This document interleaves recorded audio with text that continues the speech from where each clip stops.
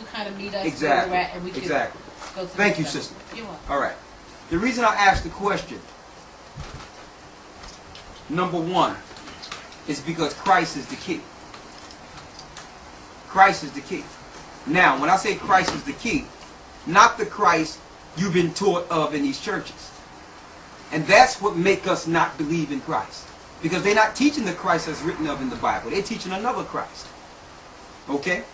But if we stick with the Bible as it is written, and stick with this Christ, we'll understand he had the keys to our salvation, and he holds the key to releasing us from our prison. And I'm going to show it. Go to Timothy, the 3rd chapter. Because there's not one thing. Let me make this statement. Listen. Listen. 1 Timothy. And I'm going to say this. I'm going to say this real quick, brothers. Real quick.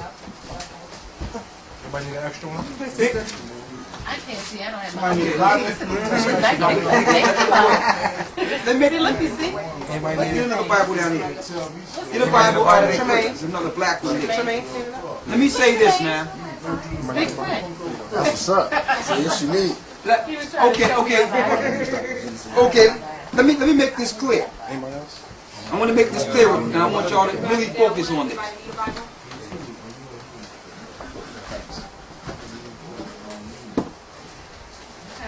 Let me make this clear. Let's work on the same page. Okay. That's how we're going to make now understood. All right? Let's go on the same page. Thank you, brother. I appreciate it. Let me make this clear, okay? I'm going to make this straight. Christ, or Yeshua in the Hebrew, that's his name. His name wasn't Jesus, okay? Yeshua, the principles he walked on this earth with, is what we all want to attain. I don't see how no one can believe in someone that didn't kill anyone, didn't believe in stealing from anyone, didn't believe in disrespecting people, okay? Would put his own life on the line for his brothers. Oh no! Let me finish my topic. Let me go in. Y'all say let me finish. Let me finish, okay? Because there's nothing about Christ that I've read that make you not want to believe in a brother that was a real brother. And you know what it shows us? It shows us that we're so used to rejecting ourselves, we don't understand when a brother will put his life on the line that could be even real. No. Listen, I'm talking in general, sister. Okay. I'm talking about, because this is going to go out through the whole world. In general, we are taught not to believe that we're anything. We're taught that.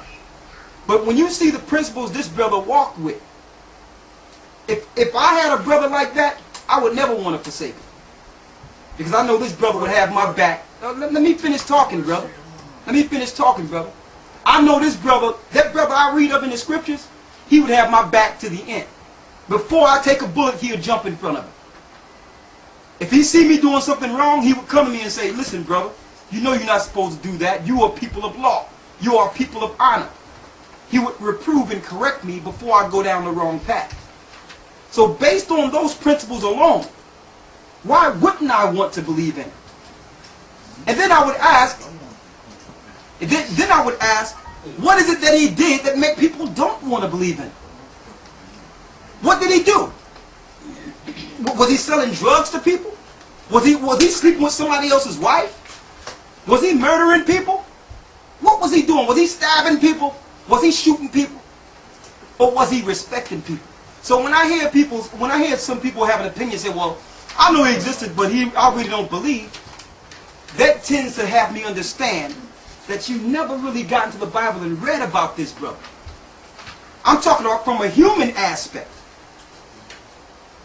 Any brother, if a brother had half the equity and righteousness that Christ walked with, that was living on my block, I would stay next to him. I'm bringing it down on the lowest level. I need you to go to Timothy, the 3rd chapter. Read that. 3 and 1. Start it. 1 Timothy. You got it? Mm-hmm. Read 3 and 2. Start at 3 and 1. Let's start at 3 and 1. Let's do that. This is a true saying. If a man does not... No. Timothy. 1 Timothy. No, Titus 3 and 1. That's the one I want. Titus 3 and 1. Put them to be subject to principalities. Whose Bible is this? First Titus, the third Yeah, Titus. chapter, the first verse. Titus. Right? Titus what? 3 and 1. Put the mindset. Alright, Yeah. he's not the So we're gonna give you. I'm gonna bring a few principles first. Where you at? Titus. To the back. I want to bring a few principles first. Okay, I got you. I need you to start at the second verse. It says to speak. Oh, I get it. I got Start at the first and second verse. Put them in mind to be subject to principalities and powers, to obey magistrates, to be ready to every good work, Go ahead. to speak evil of no To man, speak evil of no man, read. to be no brawlers, To be no brawlers. That means if you don't agree or you're trying to go against a person, you're ready to fight. Read. but gentle, showing all meekness unto all men. And I brought this out because those are the principles we must walk with. Not to be ready to fight each other, go against each other, but to be gentle and meek to all men. That's why I say we don't ascribe to those brothers out on the corner cursing people out. A man of respect and honor and dignity that knows the Most High don't curse another man out. You don't have to, just because you know what this other man is capable of, the way he thinks, that he has no control. This is embedded in him. This is how he was raised. This is how he was conceived. That don't mean you got to be cursing him out. You just understand his ways and actions. Therefore, he can never catch you off point. He'll never catch you off guard because you expect this from him. You know what I'm saying? He know no other way. This is what he's taught to create chaos amongst the masses, amongst the people. He always have everybody at war to benefit himself, but he can stay on top.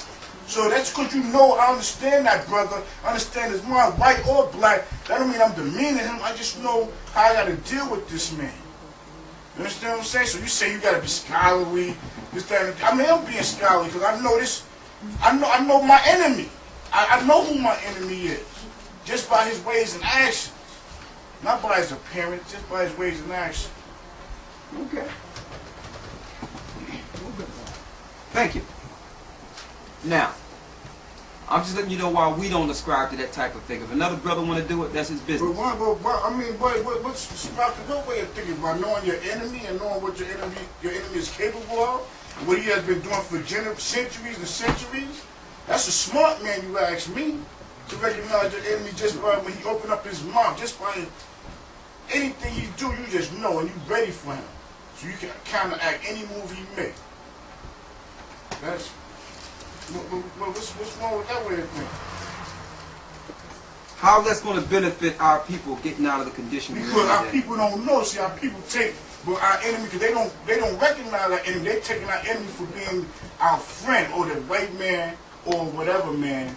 They take him for whatever he put in front of our food, in front of our face. We take that for food. Like, oh, he got to be right, and that's how he's keeping the masses under pressure. You know what I'm saying? That's not what I asked you, brother. Well, I mean, Because we here to come to a conclusion.